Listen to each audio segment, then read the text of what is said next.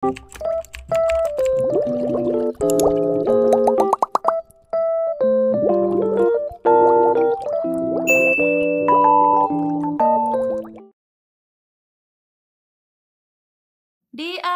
dengan seseorang yang merekam keadaan di panti asuhan harapan, yang isi rekaman itu lebih banyak fokusnya ke Yunje. Ternyata yang ngerekam adalah seorang produser TV yang udah nggak asing lagi buat kita. Produser ini baik, dia mau mengungkapkan kejahatan apa aja yang udah ada di panti asuhan ini dengan meminta keterangan semua anak-anak yang menjadi tahanan di sini.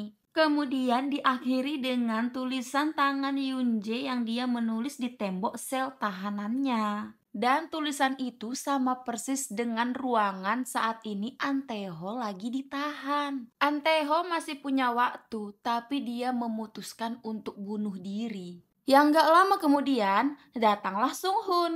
Sung Jun akhirnya sadar dari pingsannya dan dia langsung mencari keberadaan Anteho. Kemudian dia sama Sung Hun sama-sama membantu untuk menyelamatkan Anteho, bahkan sampai tangannya itu berdarah. Tapi ya sayang, Anteho nggak bisa lagi diselamatkan. Keluar dari tempat itu, mereka malah dikepung sama Pak Baek dan anak buahnya. Sung Hun dan Sung Jun kalah. Kemudian Pak Baek nyekek lehernya Sung Hun yang membuat Sung Jun itu marah. Kayaknya memang Sung Jun ini sayang banget sama Hyungnya. Gak lama kemudian, datanglah polisi yang menangkap mereka semua, kecuali Sung Hun. Sung Jun lagi di ruang interogasi dan lagi mengingat ada tanda di sepatu yang dipakai oleh si pelaku. Dengan gaya sok-sokannya, Pak Yom mendatangi dan memarahi Pak Baek karena dia itu ketangkap dan ditahan di kantor polisi. Ya elah Pak, lu mah kecil kali bagi Pak Baek. Sung Hun dimarahi ibunya karena bukannya membantu tapi malah ikut menangkap adiknya.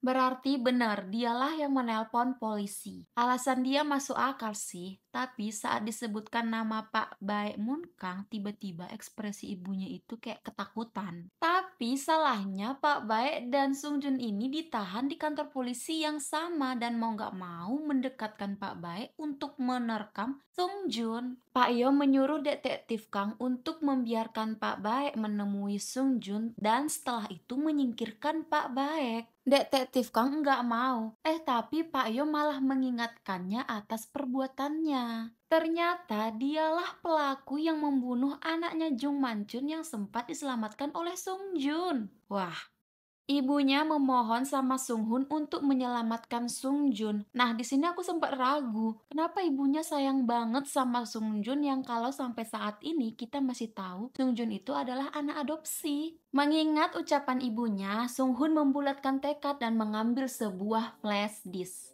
Duh, detektif kan nggak tahu deh dia ini lagi berhadapan sama siapa. Dia dengan gaya sok belagunya membawa Pak Baek berdua ke toilet. Terus dia malah ngancam Pak Baek. Ya elah si kawan. Nah kan. Siap riwayat hidupmu, detektif Kang. Habisnya sih ngedukung orang yang salah. Pak Baek langsung nerekam Sung Jun dan dia ngecekek. Wah curang, ngecekek mulu nih si Pak Baek. Dan di sisi lain Sung Hun menyerahkan sebuah flash disk ke polisi yang itu kalau nggak salah dari drone kemarin deh. Dan isinya adalah siapa pembunuh Jung Manchun. Dan itu ternyata Pak Baek. Wah. Dan bener aja, dia juga yang membunuh keluarganya Jung Manchun. Sukgu ngasih tahu kalau detektif Kang diserang sama Pak Baek. Dan Sung Hun langsung nanya di mana keberadaan Sung Jun. Mereka langsung bergegas ke ruangan interogasi dan sekarang malah terbalik. Sung Jun yang nyekek Pak Baek. Kemudian Pak Yom datang juga ke ruangan itu dan disusul oleh Sung Hun.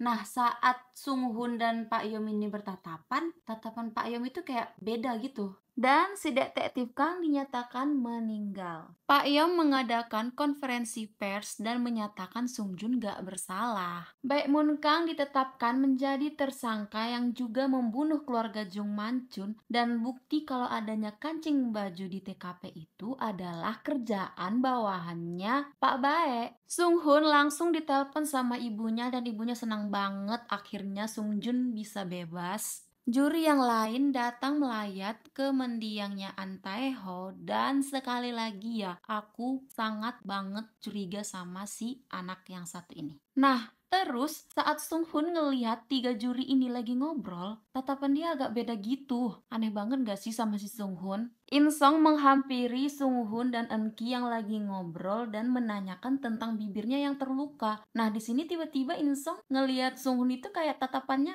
saling kenal gak sih? Tiba-tiba Eun-ki ditelepon sama seseorang yang tahu tentang pusat harapan. Nah, tatapan Sung-hoon juga lagi-lagi mencurigakan. Para detektif sedang menggeledah rumahnya Pak Baek dan mereka menemukan mayat di lemari pendingin. Sung Jun lagi ngecek panggilan di handphonenya Pak Baek dan handphonenya detektif Kang yang ternyata banyak banget nomor yang sama. Dia coba telepon dan kayaknya dia kenal suara itu. Sung Jun menemui kepala timnya yang sedang mabok mungkin karena nyesal salah satu anak buahnya meninggal dan dia membahas tentang Pak Yom yang cukup mencurigakan. Lalu kepala tim pura-pura mabok ke ruangan Pak Yom supaya Sung Jun bisa mencuri handphonenya Pak Yom. Saat mereka melihat isi handphonenya Pak Yom, nah disitulah mereka melihat video yang berisi pembunuhan anaknya yaitu Yom Hye Jin. Sung Hoon sedang jogging dan dia memakai sepatu yang diperlihatkan ke kita dengan sepatu yang